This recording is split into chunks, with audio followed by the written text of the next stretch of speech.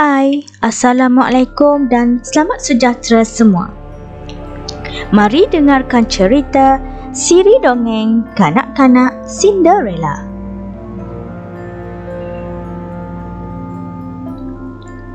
Siri Dongeng Kanak-Kanak berfokus suku kata Cinderella.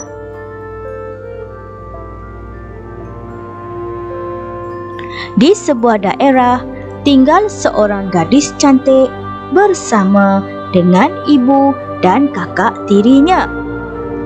Gadis itu bernama Cinderella.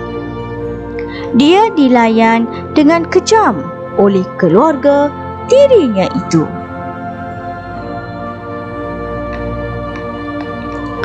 Dia disuruh melakukan semua kerja rumah.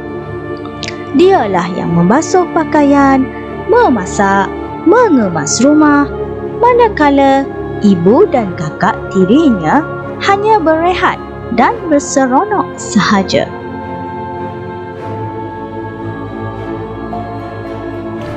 Cinderella sedih mengenang nasib dirinya. Dia juga disuruh tidur di dalam bilik kecil yang penuh dengan habuk dan abu daripada pendiangan.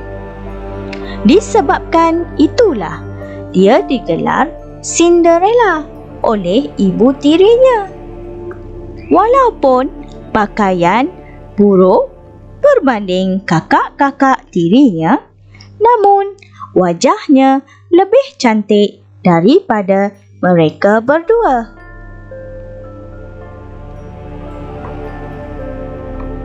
Suatu hari, putera raja mengadakan majlis tari-menari. Semua gadis di kota itu dijemput hadir. Ibu dan kakak-kakak tirinya sangat teruja. Mereka tidak sabar untuk ke sana.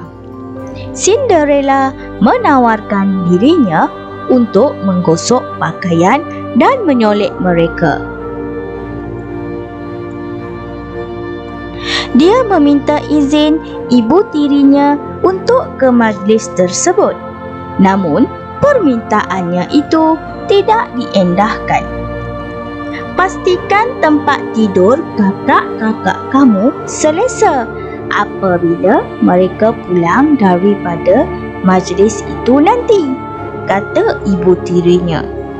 Cinderella sangat sedih lalu menangis teresak-esak. Sebuah kereta kuda tiba untuk membawa ibu dan kakak-kakak tirinya. Tiba-tiba muncul seorang pari-pari. "Kenapa kamu bersedih?" tanya pari-pari itu. Saya ingin ke majlis tari-menari," tangis Cinderella. Pari-pari itu tersenyum dan berkata, "Jangan risau, wahai anakku. Ambilkan saya labu yang paling besar," kata pari-pari itu. Pari-pari itu menyentuh labu tersebut dengan tongkat saktinya dan labu itu bertukar menjadi sebuah kereta kuda yang berkilauan. Kemudian, dia meminta Cinderella mencari 7 ekor tikus. Dia menukar tikus-tikus itu menjadi 6 ekor kuda dan seorang pemandu. Baju Cinderella pula menjadi sebuah gaun yang indah dihiasi dengan berlian. Malah, kasut Cinderella pula diperbuat daripada kaca.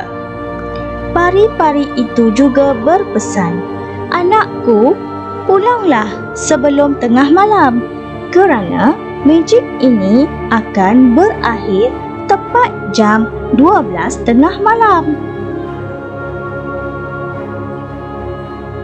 Putera raja terpaku sewaktu melihat kemunculan Cinderella di majlis itu.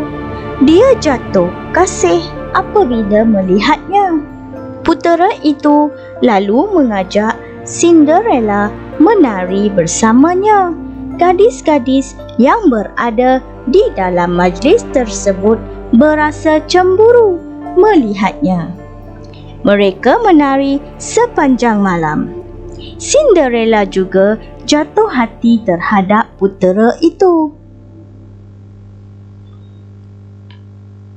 Sewaktu asyik menari, jam berdenting menandakan hampir jam 12:30 malam. Dia lantas memohon diri untuk pulang kerana bimbang magic tersebut akan berakhir. Dia bergegas keluar dari dewan sehingga sebelah kasut kacanya tercicir. Dia membiarkan sahaja kasut kacanya itu kerana jam hampir menunjukkan 12:30 malam. Putera raja segera mengejar Cinderella, namun dia hanya mampu mendapatkan kasut kaca Cinderella yang tercicir. Keesokan harinya, putera segera mengarahkan menterinya untuk mencari gadis tersebut di seluruh kota. Menteri itu pun melaksanakan perintah tersebut. Dia mencari gadis misteri itu di seluruh kerajaan, dari rumah ke rumah. Namun, tiada seorang pun gadis yang muat untuk memakai kasut kaca itu. Menteri itu akhirnya tiba di rumah Cinderella. Kedua-dua orang kakak tirinya sibuk mencuba kasut kaca tersebut. Namun, kasut tersebut tidak muat pada kaki mereka. Menteri itu kemudiannya mencuba pada kaki Cinderella pula. Kasut itu muat pada kakinya. Ibu dan kakak-kakak tirinya terpegun melihatnya. Pari-pari itu muncul sekali lagi dan menukarkan pakaian Cinderella kepada gaun yang cantik. Cinderella dibawa ke istana dengan menaiki kereta kuda yang mewah. Tidak lama kemudian, dia dilamar oleh putera dan mereka pun berkahwin.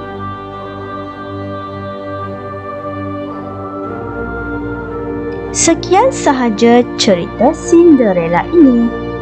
Jumpa lagi di lain masa.